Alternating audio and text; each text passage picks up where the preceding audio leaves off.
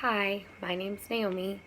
I'm going to talk a little bit about the misfit in Flannery O'Connor's A Good Man is Hard to Find. To start off, most readers and critics see the story, The Misfit in Flannery O'Connor's A Good Man is Hard to Find, as a heartless murderer. That's how they see him, that's how it's wanted to be portrayed in most situations.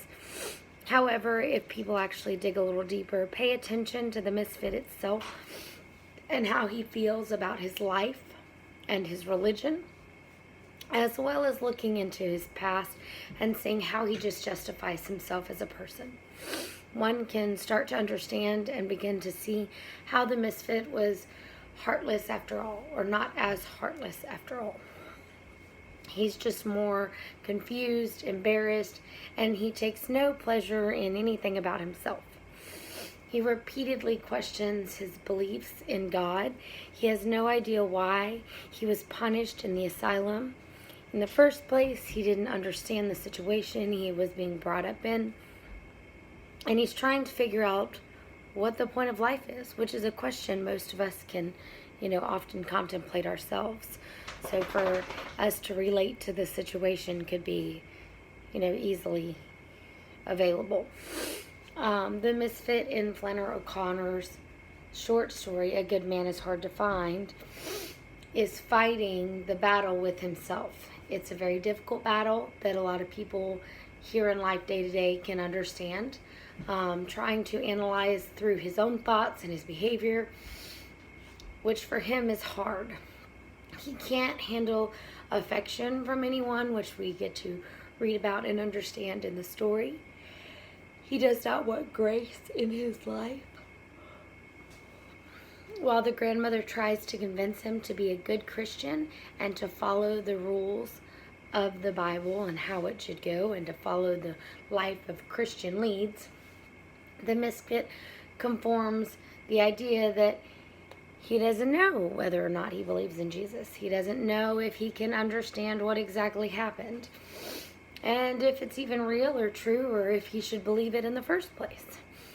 What if it has no meaning at all? What if Jesus is meaningless? The longer the misfit speaks with the grandmother, the more confused he becomes about the situation, whether or not he exists.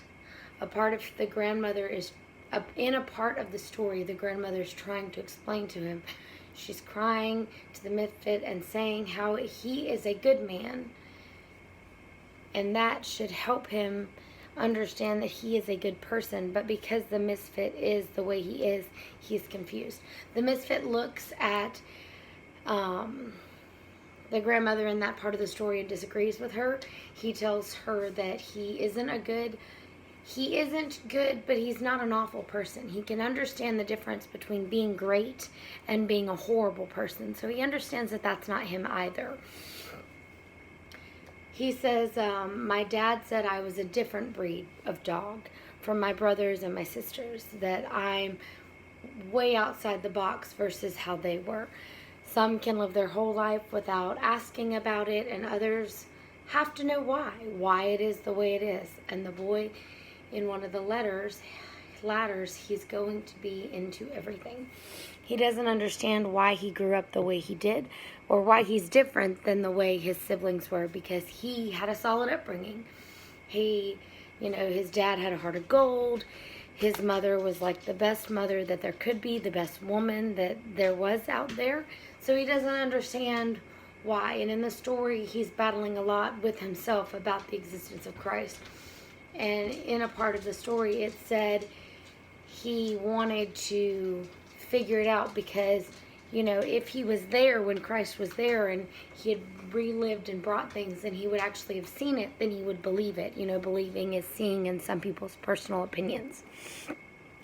Makes it very hard for the situation. There's lots of moments in the story where he's trying to figure out what he's doing and what happened and what is going on and how to deal with it. So one of the things we have to understand is what he's going through, and that's hard for us as, everyday normal people to understand in the story what exactly is going on. Perhaps the misfit had been given, if he had been given a fair trial or a chance to defend himself, in the situation of the asylum before it all happened, his outcome would have been different as well. He may not have been so confused and disliked so much. If life had given him a fair shot and he was treated a little more fairly, he may not have ended up in the penitentiary where he was abused and had lots of issues and problems. He knew right from the start right from wrong and knew he had done something worth being punished. However, he just knows that the thing he did wrong was not killing his father. It's trying to find out what exactly was going on, and if he would have had an equal opportunity or a better trial of understanding, then maybe he wouldn't have been put in the penitentiary, in my opinion, and it wouldn't have been such a situation.